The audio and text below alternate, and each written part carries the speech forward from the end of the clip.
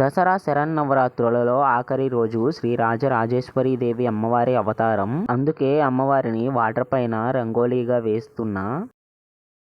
ఈ రంగోలీ వేస్తూ అసలు దసరా చివరి రోజు రాజరాజేశ్వరి దేవిని ఎందుకు పూజిస్తారు, అలాగే ఈరోజు అమ్మని ఎలా పూజించుకోవాలి, దసరా యొక్క విశిష్టత అన్నీ వివరిస్తాను.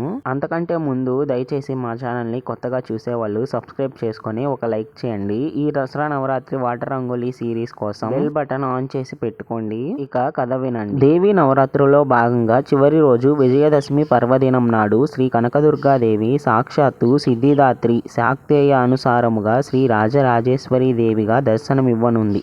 చెడుపై మంచి సాధించిన విజయానికి ప్రతీకగా జరుపుకునే విజయదశమి పర్వదినం రోజున అమ్మవారు శ్రీ రాజరాజేశ్వరి దేవిగా దర్శనమిస్తారు.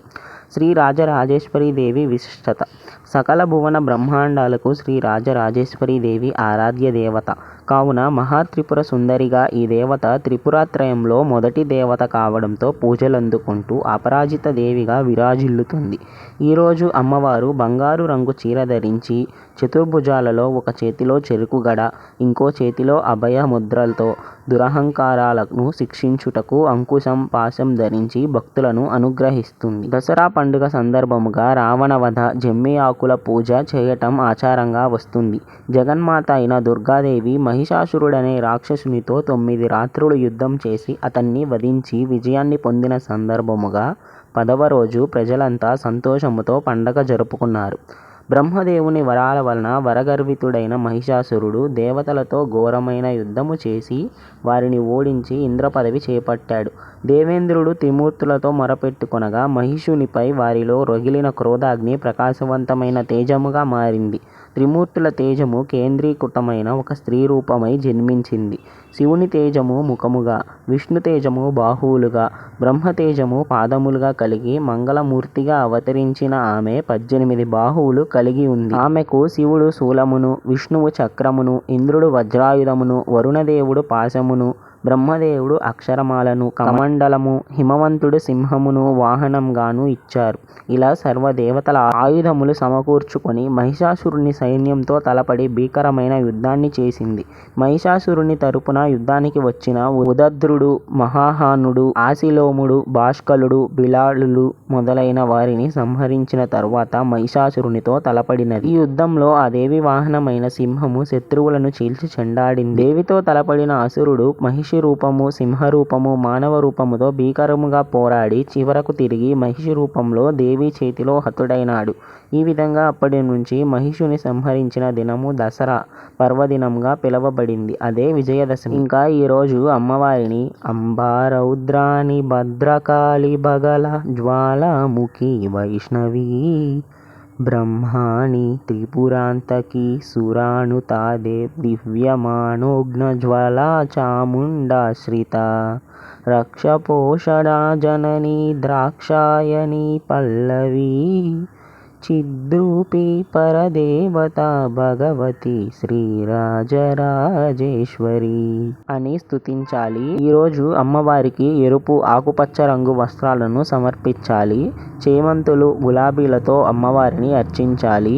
రాజరాజేశ్వరి దేవికి చింతపండు పులిహోర, రవ్వ కేసరి, పరమాన్నం, లడ్డూలు ఇలాంటివి నైవేద్యంగా సమర్పించాలి. శ్రీ రాజరాజేశ్వరి దేవి అనుగ్రహం మీ అందరిపై ఉండుగాక. శ్రీమాత్రే నమః. విజయవాడ ఇంద్రకీలాద్రి మీద కూడా ఈరోజు అమ్మవారిని శ్రీ రాజరాజేశ్వరి దేవిగా అలంకరిస్తారు. చూడటానికి లలితా త్రిపుర సుందరీ దేవి, రాజరాజేశ్వరి దేవి ఒకేలాగా ఉంటారు. త్రిపురాత్రయంలో బాలా త్రిపుర సుందరీ దేవి, లలితా త్రిపుర సుందరీ దేవి, రాజరాజేశ్వరి ముగ్గురు దేవతలు ఉంటారు. ఇలా రాజరాజేశ్వరి దేవి మొదటి దేవత, అధిష్టాన దేవత అయ్యింది. అందుకనే చివరి ఆఖరి రోజున దసరా రోజు శ్రీ రాజరాజేశ్వరి దేవి అమ్మవారిని పూజించాలి. మీరు ఈ దసరా అంతా ఎలా జరుపుకున్నారు, అలాగే అందరికీ విజయదశమి శుభాకాంక్షలు. ఈ సంవత్సరానికి ఈ పండుగ అయిపోయినట్టే. ఈ రోజుతో మన వాటర్ రంగోలీ సిరీస్ కూడా కంప్లీట్ అయింది. ఇంకా ఈ రోజు శమీ పూజ యొక్క పురాణం గురించి తెలుసుకుందాం. విజయదశమి గురించి రాముడు మరియు రావణుడి కథతో పాటు మహాభారతంలో మరొక పురాణం ప్రస్తావించబడింది. పాండవులు కొంతకాలం అరణ్యవాసం అనుభవించారు, అజ్ఞాతవాసం కూడా. పాండవులు తమ ఆయుధాలను శమీ వృక్షంపై ఉంచి అజ్ఞాతవాసానికి వెళ్లారు. ఆ సమయంలో వారు తమ ఆయుధాలను చెట్టుపై దాచిపెట్టి ఆ చెట్టుకు పూజలు చేశారు. సంవత్సరం చివరిలో వారు తిరిగి వచ్చి తమ ఆయుధాలను సురక్షితంగా కనుగొన్నారు. తమ ఆయుధాలను కాపాడినందుకు వారు మళ్లీ శమీ వృక్షాన్ని పూజించారు. కౌరవులను ఓడించడానికి యుద్ధభూమిలో వారికి మార్గనిర్దేశం చేయటానికి దుర్గా పూజ కూడా చేశారు. ఈ విధంగా శమీ పూజ చేసి వారు విజయాన్ని సాధించారు కనుక దసరా రోజు విజయదశమి జరుపుకుంటారు. ఆ రోజు శమీ పూజ చేయటం ఆనవాయితీగా వస్తుంది. ఈ రోజు మొదలుపెట్టిన పని ఖచ్చితంగా విజయవంతం అవుతుందని చెప్పారు. రాముడు రావణాసురుణ్ణి, దుర్గాదేవి మహిషాసురుణ్ణి వధించి విజయం సాధించారు. అలాగే పాండవులు కౌరవుల మీద విజయం సాధించారు. అందుకే ఈ రోజు చేసే పని లేదా మొదలుపెట్టిన పని ఖచ్చితంగా విజయవంతం అవుతుందని నమ్ముతారు. చేపట్టే పనుల్లో కూడా విజయం కలగాలని కోరుకుంటున్నాను. అందరికీ చివరిగా విజయదశమి శుభాకాంక్షలు. ఇంకా ఈ అమ్మవారి రంగోలీ అందరి అమ్మవార్ల కంటే చాలా బాగా వచ్చిందని అనిపించింది. ఈ రంగోలీ ఎలా అనిపిస్తుందో కామెంట్ లో చెప్పండి. ఈ రోజుతో సహా వాటర్ రంగోలీ 11 వీడియోలను ప్లేలిస్ట్ గా చేసి ఈ వీడియో డిస్క్రిప్షన్ లో లింక్ ఇస్తాను, తప్పకుండా చూడండి. అబ్బాయి అని అనుకోకుండా నన్ను కూడా అందరిలాగే సపోర్ట్ చేయండి. దసరా వాటర్ రంగోలీ సిరీస్ కి ముగింపు పలుకుతున్నాను. దయచేసి కొత్తగా చూసే వాళ్ళు మా ఛానల్ ని సబ్స్క్రైబ్ చేసుకొని ఒక లైక్ చేయండి. అలాగే ఈ వీడియో గురించి ఏదైనా ఒక కామెంట్ చేయండి. మీ ఫ్రెండ్స్ అండ్ ఫ్యామిలీకి షేర్ చేయండి. చివరిగా అందరికీ దసరా శుభాకాంక్షలు. Thank you for watching.